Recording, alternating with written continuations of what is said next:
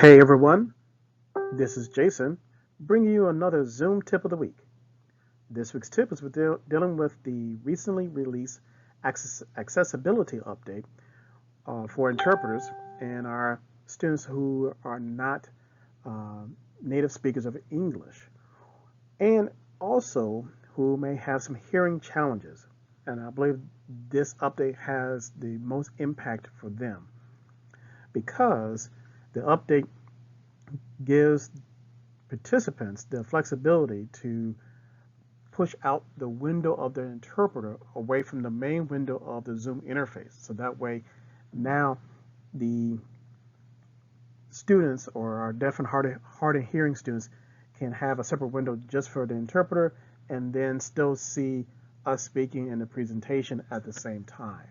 Okay, so let's go ahead and jump right on in and see some of the technical requirements and get a good idea how it looks within the Zoom interface. Okay, so here we are, everyone. Here's the article with regards to the recent update for the language interpretation update for Zoom. Even though this page is titled for sign language, there's an update. I guess the update is still for spoken languages as well, but I'm focusing on sign language because we have several. Well, I should focus on one group versus others, but one of the bigger benefits for this update is the visual aspect for our deaf students. I'm hoping very, very soon that we can get a license for the closed captioning, rather live closed captioning to be translated in different languages, and that will be more of a bigger benefit for the spoken or oral students whose native language may be other than English. Okay, but anyway, so this is the article. Kind of get some background. Right now, as you can see here, the tool or option can't be used in the personal meetings. You have we'll have to schedule a meeting to be able to turn on or enable the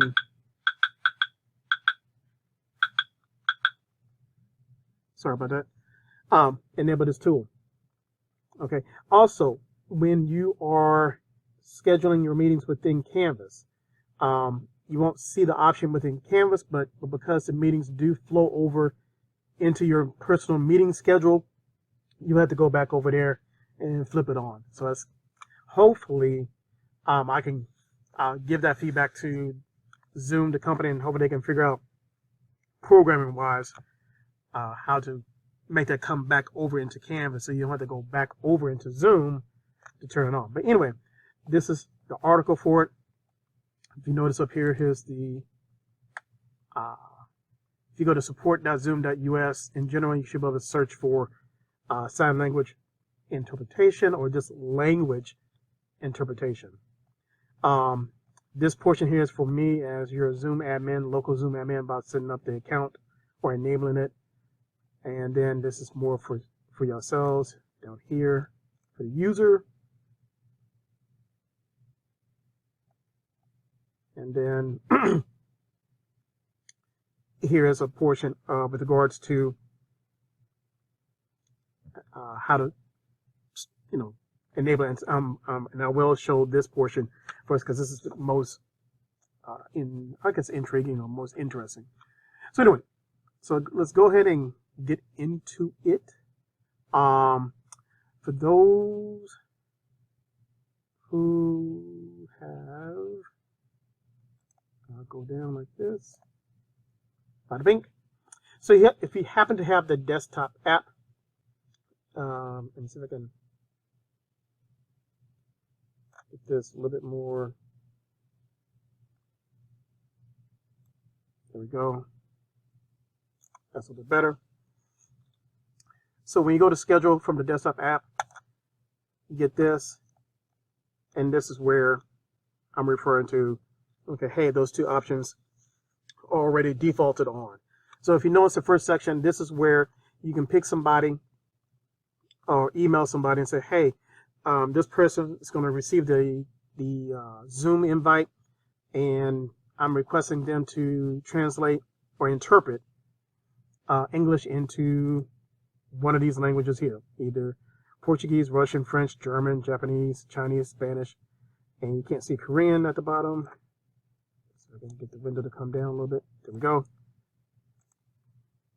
I still kind of probably have a hard time seeing it, but Korean's at the bottom. And then I can email somebody else and say, hey, I want this person, like say one of our staff interpreters, to come in for a scheduled session, even though they're already in a lot of your classes already, and that's why the focus is on them, because we don't have staff oral interpreters. We have the sign language ones right now.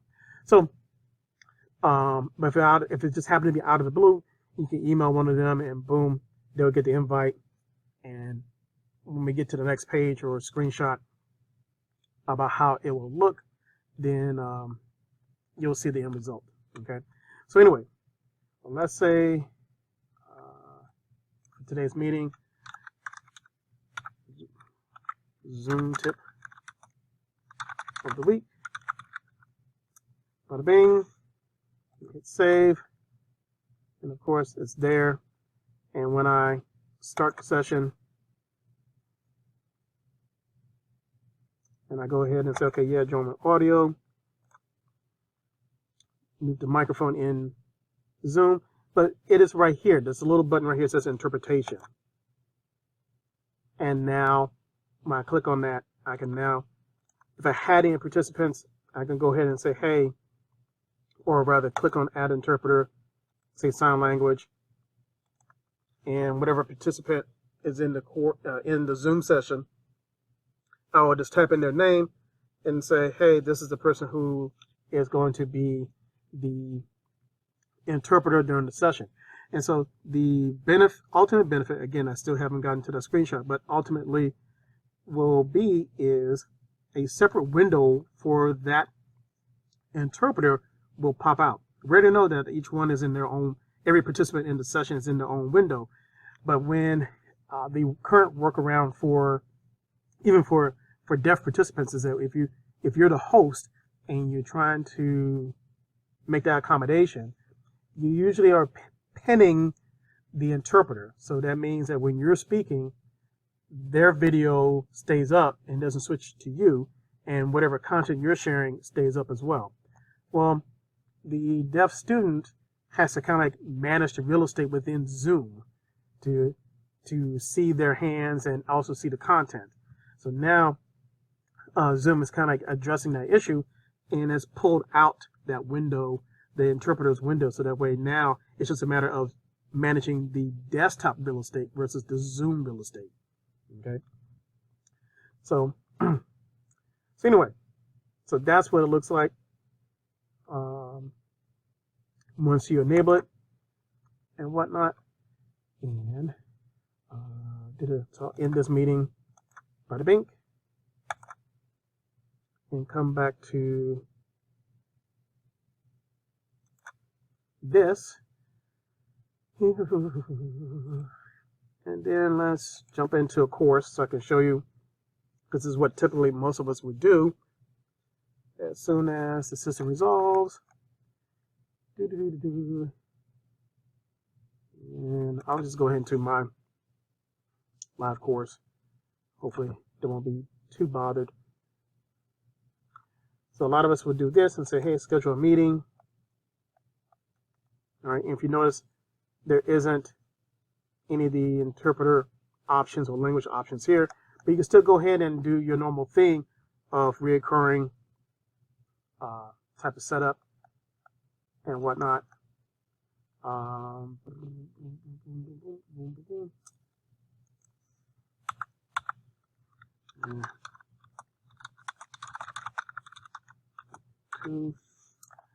Come here, click save. All right. I don't want to edit the meeting here. I don't want to start it. But if I jump over to, back over to applications and then hit Zoom, sign in. And it should still show up here under this schedule here. So I guess this will probably be a little bit easier, but I can come here if you have the desktop client, or if you don't have the client, if you notice I'm coming here and say meetings. All right, and here's the tip 2. If I go to edit in here, and now I can say, hey, enable interpretation. Hit save. And now either I can start the meeting from here or whatever. So that's where I'm referring to about hopefully I can, whether I or all of the clients of Zoom will advocate and say, hey, can you move or somehow or another get the programming to filter back into the integration for the ability to enable interpretation. So if you notice here, okay, here's all the things that have been enabled. So when I click start this meeting, come on, start this meeting, turn audio, mute my audio, and again, there's the interpretation, add interpreter, tap in the name, and say which language that I want them to interpret for. Boom. Okay. So kind of a little bit of an annoyance, but it's there. Again, definitely an improvement from what we're having to do so far.